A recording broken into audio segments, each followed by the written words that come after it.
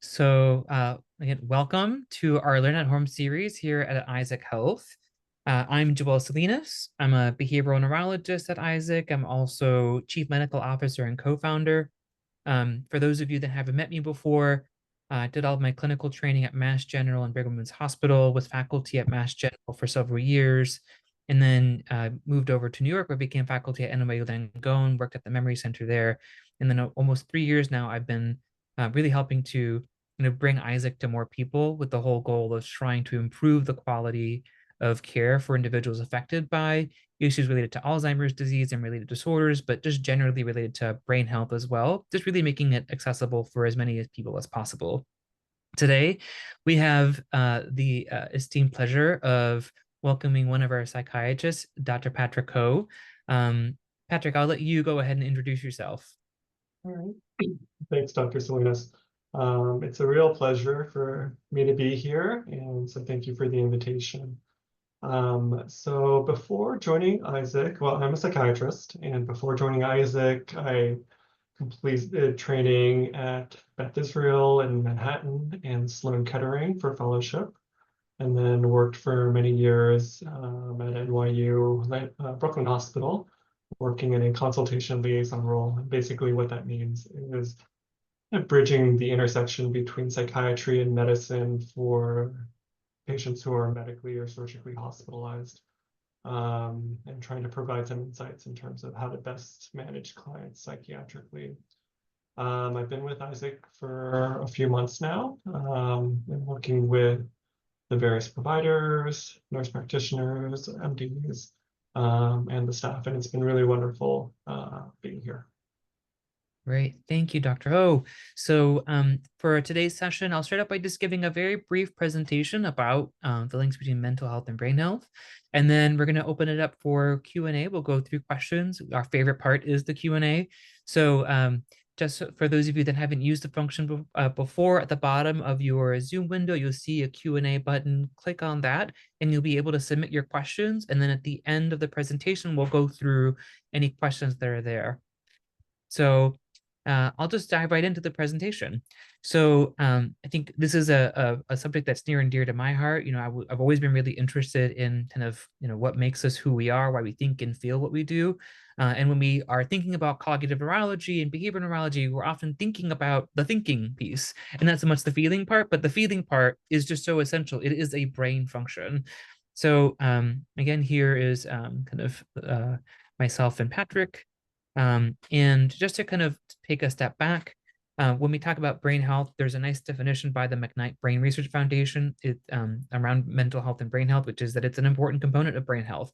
Understanding the role that mental health plays in your brain health can help you to take steps to maintain and improve your well-being over time. This is also something that's a part of the American Academy of Neurology's definition of brain health, which is the kind of continuous state of attaining and maintaining the optimal neurologic function to support one's physical, mental, and social well-being. So there's been many, many studies that have been published over many decades that show that kind of emotional well-being, mental well-being all have some kind of a linkage with cognitive health. So you can see some examples of papers here. One is looking at the association between depression as well as with kind of dementia due to Alzheimer's disease. We also know that older adults with anxiety may be at a higher risk for dementia. This was a publication that came out not that long ago. We also see many studies looking at how stress may lead to lower cognitive function over time. There was a large review commissioned by The Lancet, which is a big medical journal that many clinicians rely on, that looked at many different risk factors that tied ultimately to the risk of dementia. And one of the really interesting things that was brought up there is that across the kind of the lifespan from early, middle, and late life, you can see all these different factors. And depression is one of these factors that really factors in midlife. I mean, it plays a role in late life as well and early life, but based off of these kind of large review and meta-analyses, looking at kind of things that can contribute to dementia, this kind of 45% of cases of dementia being potentially modifiable, depression is one of these factors that is potentially modifiable if it's treated. Here's another study. What you can see here is the effects of depression and cognitive impairment on increasing the risk of incident dementia. And so you can see kind of these cumulative kind of measures here showing how those that have depression only have an increase in risk versus those that have cognitive impairment only. But when you have both depression and cognitive impairment, that risk goes up quite a bit. There's more and more studies specifically looking at anxiety in dementia. And so looking at things like chronic anxiety versus resolve versus new anxiety, this is helpful information, partly because it shows that just the fact that you have anxiety doesn't just increase your risk. Those that have their anxiety treated, you can kind of see here that once the anxiety is resolved, there isn't that much of a change in the risk. But those that have chronic, ongoing, especially kind of untreated anxiety, or those that have new anxiety that hasn't really been well treated, there's a notable increase in that risk. There's other psychological factors beyond just anxiety and depression. So perceived stress, there's actually a scale called the perceived stress scale. And this is essentially looking at not just what your reported levels of stress are day to day, but how you relate with that level of stress, whether it causes additional distress or discomfort in you, and whether you see the stress as detrimental to you and your health. You can kind of see here that in people who don't have cognitive impairment, that stress scale score as you go up starts to kind of have a difference in how it's associated, where having cognitive impairment is much more likely to be present in those that have higher perceived stress scale scores. And so there's this kind of really strong kind of inevitable linkage that we see between mental health and brain health. I mean, all of our emotions and mental kind of functioning like anxiety, depression, those all kind of grounded in the brain. But then what does it mean for you? If we think about the different pillars of brain health, these are kind of some key ones to always keep in mind. One is being social, really being in touch with others, friends and family. And these have ties to psychological factors, being able to engage your brain, your ability to engage your brain in things like apathy or kind of ability to kind of get started and motivated that relates to your psychiatric functioning. Being able to manage stress is just so important. And this all relates to that as well. Things like exercise, restorative sleep, and eating right, these all have links with mental health as well. So really anything that relates to your emotional and mental functioning, will have not only an impact on your brain, but your brain's health ultimately translates into whether or not you're going to have some degree of dysfunction or not, or resilience to these factors. At Isaac Health, if you're interested, we have lots of different ways to help with these issues that somebody might have. One is kind of individual talk therapy. So this is when you work with the psychotherapist, also called the talk therapist, where they kind of work through plans, and we'll kind of describe this a little bit more, but they have different modalities that they would go through with you. And then we have psychiatric evaluations where you meet a clinician like Dr. Ho to review medication options for you, and it can also do some talk therapy. And then if you're a caregiver of somebody who is suffering with Alzheimer's disease and related disorders, stress and kind of caregiver burden is a very common thing that happens. Depression and anxiety is very common in these individuals. And so we have all sorts of different supports and services that we can offer you.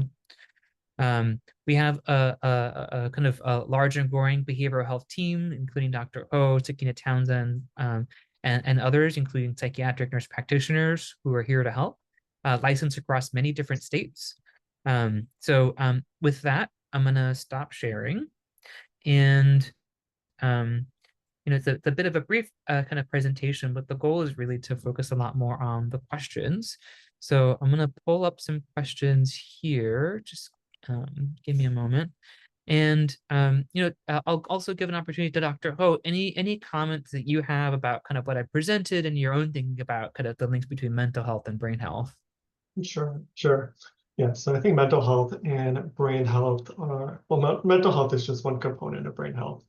And as you were talking, Dr. Salinas, I often think about just kind of this traditional dichotomy or split between neurologists and psychiatrists, and how we're really still looking at the same part of the body, but we've somehow decided to split what we wanted to focus on. But the overlap between what we do is actually quite significant. And so, for example, a lot of medical conditions and neurological conditions will often have psychiatric presentations and behavioral changes. And the kind of this boundary between our specialties is really not so clear cut. And so I think working collaboratively is a really helpful thing here. Yeah, and it's in those that do kind of behavioral neurology, neuropsychiatry, this is kind of an ongoing thing that we are always discussing. Because like as you mentioned, like in the history of this kind of care, it actually was one field at one Mhm. point. And then I think it was like around the World War II, I think it was, where there was like a big split. Yeah, And I think we're starting to try to kind of recombine them and make it. There's just so much overlap. correct, correct. And if we think about the roots of psychiatry and tracing things back to Sigmund Freud, Freud was actually a neurologist. And I don't think the Yeah, field of psychiatry exactly. really existed back around this time. Yeah, exactly. And I think one thing that a lot of neurologists will often miss is how kind of these conditions that affect brain can often manifest in their earliest forms with kind of difficulty with kind of emotional like functioning. Mhm. The very first patient, who like the first person who was described as having Alzheimer's disease by Dr. Alois Alzheimer, Augusta Dieter, people often forget that she was a largely depressive manifestation of Alzheimer's disease. Mhm. Um, and when people think about Alzheimer's disease and these kind of conditions that lead to dementia, the first thing they'll think about is memory issues, and we even call these like memory clinics, right? But I always cringe a little bit because it's a bit of a misnomer because sometimes it's anxiety, right? That actually there's a Mhm. growing body of research showing that earliest manifestations of conditions like Alzheimer's disease may actually be anxiety, whether or Well, not it's anxiety around the difficulty in functioning that's starting to kind of creep up due to what's going mhm. on in the brain versus the brain condition itself leading to or manifesting itself as anxiety. I've done work looking at specifically social isolation and loneliness and its relationship with markers of vulnerability for cognitive decline. And in particular, loneliness is one that keeps on coming up more and more. And loneliness is one of these things that is a kind of a perceived kind of component of kind of your satisfaction with your social ties. And it's kind of this kind of bi-directional relationship where being lonely may increase your risk of developing these conditions because of all the ways that it affects kind of your stress system and your blood vessel health, but also the other direction too, where people who have more of the amyloid plaques and tau protein buildup in their brain are also more likely to say that they are feeling lonely. So I we think do. the concept of bidirectionality is actually very interesting because often Mhm. when we look at studies, you can kind of make arguments both ways of like, all right, stress, are we experiencing worse mental health because of stress, or is the worse mental health causing stress? And like how these relationships between very strong emotions can are tied or worsened with particular psychiatric diagnosis and things like medical conditions. Like it's not the cause and effect is often not so clear as we would like things to be. Right, right. And I think the types of symptoms that people present, sometimes can sound like they're just kind of memory issues, but sometimes it's like depressive symptoms, right, that are really Mhm. manifesting themselves. Or like perseveration or rumination, right? These kind of like specifically these thought processes that are going over and over in your head are kind of taking away your mental bandwidth to be able to pay attention to what's going on, to record the information, to then retrieve it later on. Mhm. I think it's something that often gets underestimated. I mean, we saw a lot of that during the COVID pandemic, where people were describing having brain fog. Mhm. And this kind of brain fog feeling has to do with kind of these flight or flight type of stress symptoms kind of ramping up and taking away your Mhm. brain's kind of precious resources from the typical day-to-day functioning to manage that kind of perception of threat that's kind Right. of pervasive. I have some questions here from the audience. So the first question actually relates to what I was just describing. How does chronic stress affect memory and attention? Well, actually, I'll start out by saying what I was referring to is kind of more immediate stress, but there's definitely a strong component of chronic stress. And one of the things we know from research is that chronic stress ends up leading to all sorts of injury to blood vessels and actually end organs, just like all sorts of different organ systems. Um, and one of those end organ systems is your brain. So being in the state of chronic stress can lead to more injury to those brain cells, and sometimes that's kind of the immune system in the brain itself kind of kicking into high gear, and in that high gear, essentially causing kind of inflammation or injury to surrounding areas that kind of accumulates over time. And another manifestation of that is also in the blood vessel wall itself. The kind of the thicker or weaker those blood vessel walls are, the more likely there might be an injury, things like stroke or tiny little bleeds in the brain. Do you have any thoughts on that, Dr. Ho? Yeah, kind of going along with chronic stress, there's in psychiatry, there's often this emphasis on studying inflammation. And inflammation and stress have been tied together in terms of what kind of chemicals are released in your body. And kind of this the presence of chronic inflammation can often lead to psychiatric conditions like depression, but also to damage to blood vessels and things that are not going to seem dramatic right away, but kind of build up over time. Um, and then, you kind of see a progression or a kind of a chronicity of decline, which I think we're all still trying to understand, why this is happening and how to best kind of address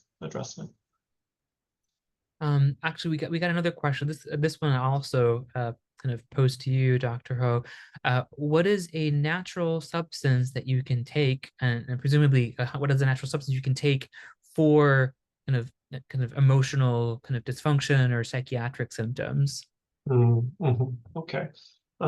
So I, I think in terms of if we were able to specify psychiatric symptoms, when that comes up, Yeah. I'm thinking like, how do we manage high anxiety states or feelings of depression, things that are kind of more naturopathic or maybe over the counter can be helpful.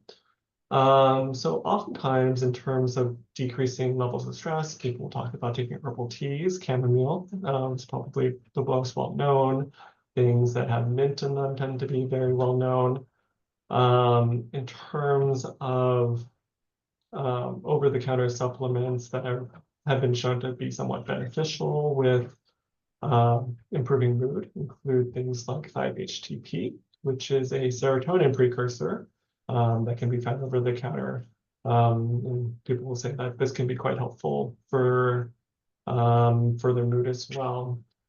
Um, I think trying to hold on to a healthy nutrition, I think some of the best things to do in terms of improving your immune naturally are to try to improve diet Mhm. and exercise.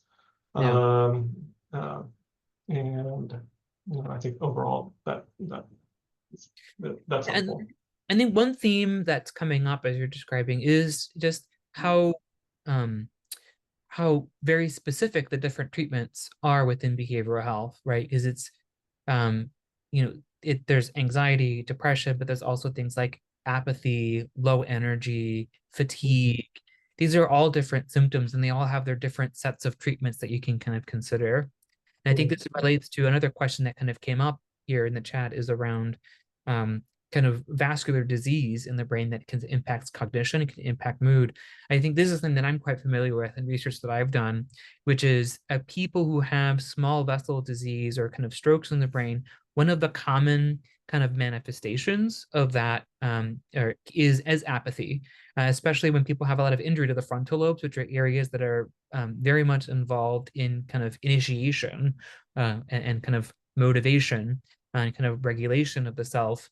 And so, in terms of kind of natural substances that someone might kind of engage in for that, I think the main things are things that kind of increase your energy levels. I mean, sometimes something like caffeine can be helpful, but you always want to be really careful, right? Because if you have anxiety symptoms as well, that can also increase your anxiety. Um, there's been a lot of kind of talk recently because of the legalization of marijuana across many states in terms of kind of what role that might play. And I was at a conference just a few weeks ago where they were presenting data about kind of THC and CBD. And I think the key thing there is you have to really know what you're treating. So, for example, it things like that can be most helpful for like agitation, behavioral dysregulation, irritability, but it might not be as helpful for memory function in and of itself. Mhm. Actually, seeing some of these symptoms can actually get in the way of memory functioning and can actually decrease your motivation. So it is every case is very, very, very specific. Um, Another question here. Um, let's see. Taking care of my mother who has dementia has increased my stress levels in the last year. What can I do to manage my stress better and take better care of my brain health? Mm, I mean, I can start here as well. So I think one of the things that we kind of bring on board through Isaac is helping to provide support for the care needs that are going on for caregivers.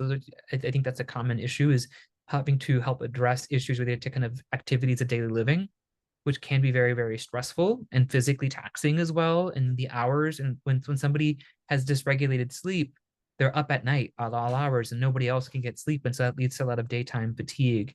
And so helping to figure out ways to manage kind of the health of the person you're caring for can certainly help. But I think one very common thing that people relate is feelings of social isolation or alienation as they're kind of doing a lot of the caregiving. And that's where things like support groups can be really helpful, or working with our care navigators can really help with kind of providing coaching and connecting you with kind of in-person resources so that way you feel a little less alone in the process, and even helping to figure out kind of what services are available to you based off of your health plan. Some people are able to have access to respite care, and this is something that we've been doing at Isaac with the guide model program. Is through that we're able to provide respite care and access to like adult day programs and things like that, so you have a break to be able to de-stress just a little bit. I um, think also with caregiving, it is very common for caregivers' identities to get wrapped up in the person that they're caring for. And so there can often be kind of like a loss of self or detachment from or sacrificing your own desires and things that you would like to do to care for this person. And though this is also, obviously a very noble feat, there is always a balance that needs to be achieved so that you're not losing yourself completely in your role as a caregiver. So being able to find the time or the activities that can feel a bit selfish, take some time for yourself. Because ultimately, if you're able to care for yourself, you're going to be a much better caregiver in the long term. And so whatever activity that you dedicate to yourself, I think would be helpful. yeah, those are all really great points. um and I'm just cognizant of the time because I know you, doctor, we have to leave at 5:30, so we'll do maybe one more question with you, and then if I see more questions coming in, I'll hang back. Sure. And this is a great question for you as well. Can certain medications for depression or anxiety impact cognitive health? Mhm.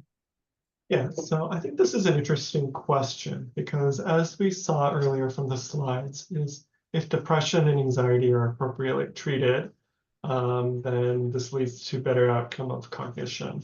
So I think that definitely if someone is experiencing issues with chronic anxiety, if major depression is something that someone is dealing with, I would encourage them to go in for psychiatric evaluation to discuss what kind of options are out there, which may include psychotherapy, medications, and other support. Now, interestingly, with anxiety in particular, there is often kind of a hang up about some of the medications used for management of anxiety. The first line for generalized anxiety is actually antidepressants, which can be helpful for both depression as well as anxiety, and they result in a cognitive outcome. But also, common class of medications known as benzodiazepines. This is your Xanax, your Klonopin, your Ativan, which can be very useful for short-term anxiety, are a bit controversial in terms of their cognitive outcomes long-term. And there have been a few studies put out there and kind of tying later cognitive function with benzodiazepine use. So I think that the research needs to be fleshed out a little bit more, but I think that leads to the argument that in using this certain class of medications, we really have to be mindful in terms of both their immediate effects and risks, as well as their long-term effects and risks. So I guess what Yeah, I'm saying is, treating these conditions and the symptoms are really important. We also have to be mindful in terms of some of potential side effects of medications and what their outcome for the clinician may be as well. Yeah, I think it's always so important to, whenever we talk about starting new medications, people know that there's a bit of trial and error there. A lot of Mhm. these brain-related medications may not necessarily be so refined that we know exactly what kind of an effect it's going to have on the individual. Mhm. And so we have to do a trial first at a low Mhm. dose and then see how your body and brain respond to it. And then after some time, right, usually it's on the order of a couple of months that we have really a clear sense and then we can make adjustments from there. Mhm. I see another question here. You mentioned that sleep can be difficult for people with mild cognitive impairment. Is there a medication that is safe to use to help with sleep? Um, I can chime in here. So for sleep, one of the things that is relatively safe to use to help with sleep is melatonin. It's one of my favorite recommendations to give. It doesn't work for everybody, so that's kind of a key thing to consider. But melatonin is kind of interesting in that I kind of paradoxically, a lower dose can sometimes actually be more beneficial for helping to sleep. And more than anything, it's kind of making sure that you're taking the melatonin at the exact same time every single night, and ideally about 12 hours before you want to wake up, to help to kind of reinforce that sleep wake cycle. And you kind of alluded to also kind of different teas and things too that can help. And so there's um, there's certain kind of substances and medications that are very, very safe. There are other medications that can be used that will kind of recommend for sleep outside of benzodiazepines, because a lot of these other treatments outside of melatonin, all they do is sedate you and make you drowsy. And when you look at sleep architecture on brainwave studies, what you see is that the quality of the sleep isn't really as good as without those medications, because the brain is like still kind of like slightly awake to some degree, or it suppresses certain activity. But I would say things like melatonin, other substances that I might try are things like trazodone or Remeron or mirtazapine, which have a slightly kind of sedating effect, but also have other kind of positive mood related effects. And so the risk benefit ends up being more in favor of the medication. I mean, like many of the medications that get recommended for sleep are not necessarily targeted for sleep directly. We've kind of found that this is kind of a side effect of a lot of medications that can make people drowsy, and if we're using the side effect as for the clinical indication. And there are positives and negatives to this, and I think each case will vary. Yeah. Just looking here. I don't see any new questions coming up in the chat. So, Dr. Ho, if you need to step away, feel free. I know you have a patient to Yeah, see. we have a client to see in 2 minutes, but I appreciate the time here, and it was lovely chatting with you. Wonderful. Thank you so much. And to all of you here in the audience, thank you so much. And feel free to reach out to your care navigator or feel free to reach out to us and we can help to answer any other questions that weren't answered. And enjoy the rest of your evening and have a great weekend. Bye-bye. Thank you. Bye.